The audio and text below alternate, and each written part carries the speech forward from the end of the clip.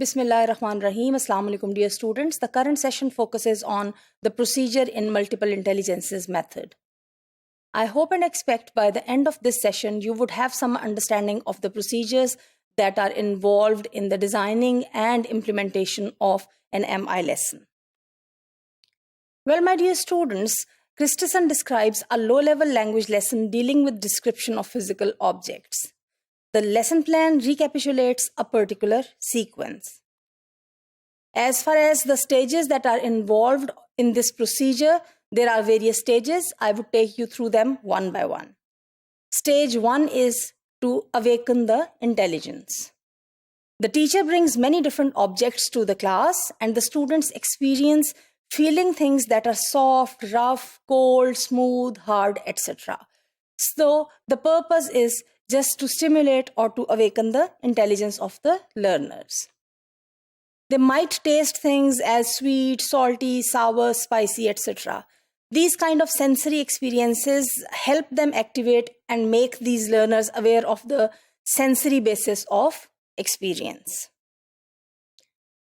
This leads to the second stage. Stage 2 is that of amplifying the intelligence. To amplify the intelligence, students are asked to bring objects to the class or to use some in their possession. So if a student has any of the objects like a rubber or a pencil or a geometry box or a lunch box or anything else, that can be used for this purpose. Teams of students describe each object attending to the 5 physical senses. Now, out of the collection of the objects possessed by these learners or students, other students would be asked to give a description of these objects, and they would complete a worksheet including the information they have observed and they have discussed based again on the sensory experience. This leads to stage 3, that is teach with or teach for the intelligence.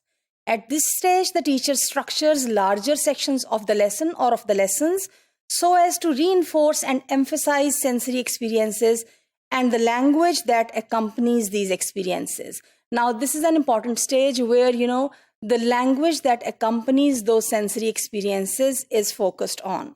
Students again work in groups. Perhaps they can complete worksheets or any other method can be used. With this, we come to stage 4, that is to transfer the intelligence. As far as transfer of the intelligence is concerned, at this stage, the main concern is with the application of the intelligence to daily life. So all the knowledge, all the sensory experiences, the multiple kind of intelligences that are involved in certain ways exploiting those sensory experiences, now they are to be related to the daily life of the people. So this is the process of transfer. Students are asked to reflect on both the content of the lesson and its operational procedures. Again, they can work in groups. At this stage, the sensory handout can also be used. For example, that would have the following items like the name of the team members, then sight, sound, feel, smell, size. This kind of information they would fill in this handout. What it is used for, what is the name of the object, what I am describing, why I am describing this, etc. Depending upon the needs of the classroom and the level of the students, the teacher can, of course, modify this handout. The teacher gives directions to the students to asking them to work in groups. They can be encouraged to work with their group. They are asked to listen to the teacher as the teacher reads the description of the object. Then the teacher may ask, discuss what you hear with your group. And the teacher may ask, together decide which object in the class is being described. So based on the description that the teacher would provide, the learners would try to identify the object. So, again, the sheets can be made or tables can be made with the names of the objects as object 1, 2, 3, or 4, etc. Next, the teacher would have each group describe an object in the classroom using the formula that was given in stage 2. All the papers can be collected, they can be read, thus all the information would be shared. So the main focus is on, working as a group. This particular lesson on describing objects is seen as giving students various kinds of opportunities, such as to develop their linguistic intelligences.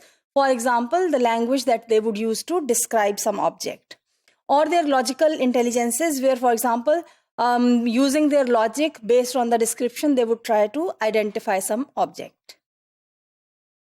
As far as the visual or the spatial intelligence is concerned, for example, determining how to describe things, or the interpersonal intelligence, that would be improved, or that would be developed through the group work that they would do, and where they would interact with the other group members. So what I would say as a concluding remark on this is that multiple intelligences procedures mainly focus on group work, and there are always the possibilities open for using different kinds of intelligences to learn the language itself.